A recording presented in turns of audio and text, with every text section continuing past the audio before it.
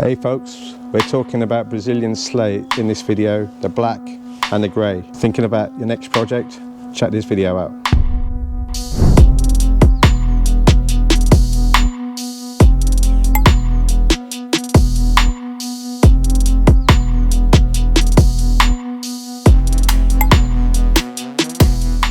Hi guys, we've got the Brazilian grey slate and we've got the Brazilian black slate. You're probably wondering what this is going to look like in your patio.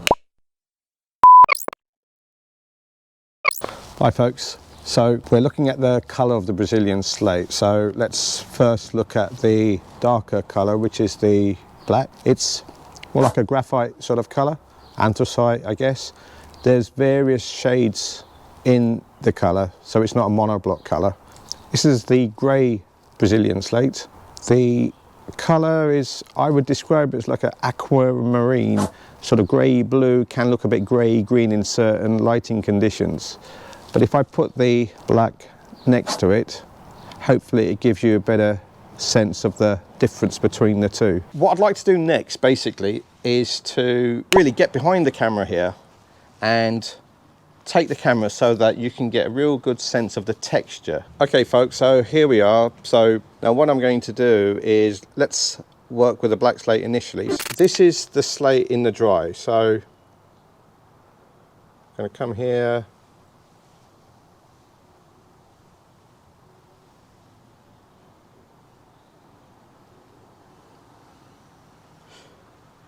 Now what I'll do is just try to highlight some features as I step back slightly.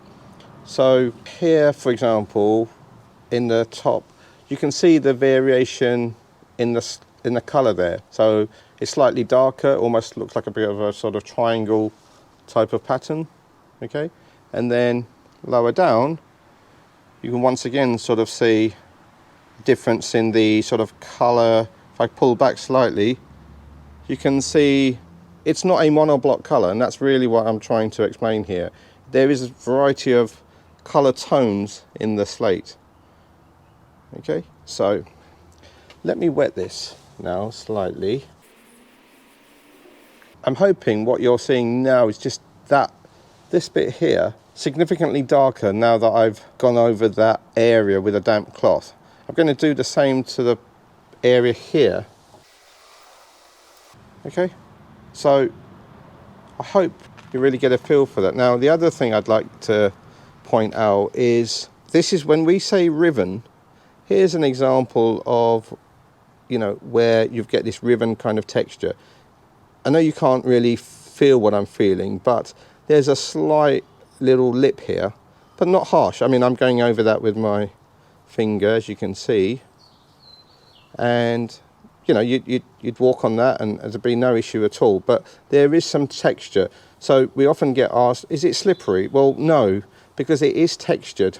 As I run my hand across the slab, there's little nooks and crannies that you can feel, but it might be difficult to see.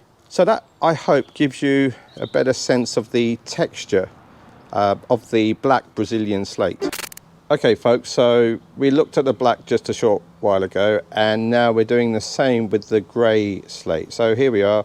It's dry right now, and as I said, this is a 60 by 40 slab.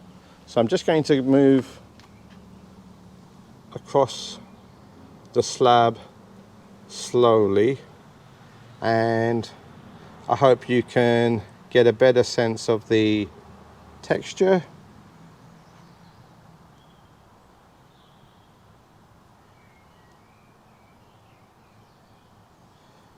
Okay, so I'm going to just pull away for a second there so you get a better sense of the overall, and also the contrast in the colour between the grey slab and the darker black slab on the right hand side. So in the same way, what I'm going to do is I'm just going to use a damp cloth and kind of do about half.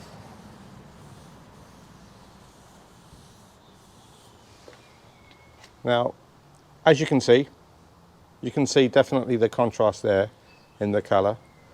Now, I don't know if you can see this, but look how quickly it's evaporating. Just look at the line as it's, and it's not particularly warm, but it's virtually gone. Do you see? And this is, I haven't you know, sped this footage up or anything. That is in real time. So I'll just do that again. You'll see how quickly that kind of circle there with a damp cloth will evaporate. But let's have a look at the features here. So it's got a little bit of cleft, i.e. there's a few little ridges, but once again, nice surface to walk on, very gentle sort of lipping here. There's an undulation on the surface, but the main difference I would say, and this might influence your choice, is if you're after a patio using the Brazilian slate with a much more uniform appearance, i.e. there's less movement in the colour, you want a greater consistency of overall tone, then I would suggest you look at the Grrey Brazilian slate. If you want something that's got a little bit more movement, i.e. when I say movement, there's a greater variety in the overall colour tone, because if you look here, look at the tone of colour here and in the top, and little lines kind of going across, which especially when wet will be emphasized much more. Then if you like that, then the darker black slate is probably the one you'd favor. Okay guys, so here I've got a Grrey Brazilian slab just on the top here. Just laid that out. I put it at a slight angle, and the reason for that is so that you can see what the Brazilian slate looks like on the underside. You can see very fine calibration marks. That's where it goes through a series of machines to reduce the thickness down to a consistent depth, which makes it easier for installation. So as you can see here, if you look at the stack, you'll see that the slabs are very consistent. I mean, these slabs, to be honest, are very flat. I mean, there's hardly any gap in there. You'd struggle to get a piece of paper through there, to be honest. So Brazilian slate, when it's produced and split and machined, is a very precise product. Some folks might be interested in a little bit about, you know, the sourcing aspects of Brazilian slate, and of course it comes from Brazil, but it specifically comes from a region called Minas Gerais. It's a state in Brazil. It's the southern eastern state, but Brazil is a huge country.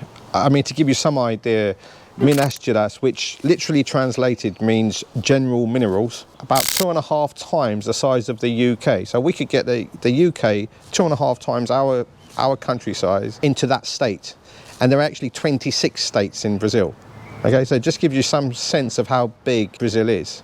Coming back to the slate, there are quite a few stages involved in getting slate from Brazil into this sort of format. So the first thing is, it's open pit quarrying. So the surface is cut into basically like slices, and a big machine will go approach the slate, sort of chisel it slightly to release it from the main ground, and then with the same machine there's forks that pick it up and then ultimately take that onto a truck. Now each piece that is being lifted is typically anywhere between 4 to 6 tons, and big dumper trucks then take those to the factory.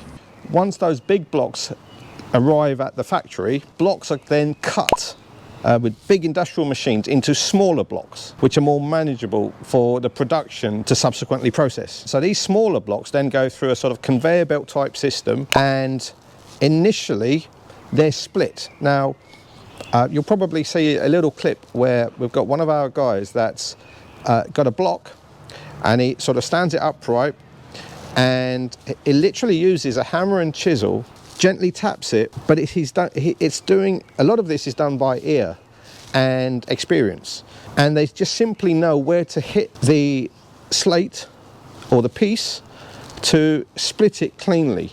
Now there's a huge amount of experience to do that time after time, and a lot of these the guys in the factory, it's a skill they acquire after, you know, doing it so often. That then splits the slate into more sort of manageable pieces.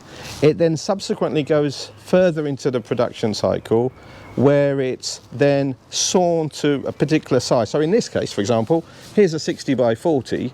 So there are actually two machines involved, one to make the 60 side, which is sort of here to here, and then one to make the 40 side. So they'll turn the slab around and then cut effectively parallel cuts to bring it into the sort of size that's been ordered. Hi folks, so just as a wrap up, we did a video a while back where we compared Brazilian slate with black limestone. Sometimes we'll get folks who are looking at the Brazilian slate, and because the black limestone looks very similar to the black Brazilian slate, it's often on the sort of shopping list, shall we say. There are some differences, of course, between the two products. Watch that video because it will give you a better insight and more detail about the differences, and I hope that helps.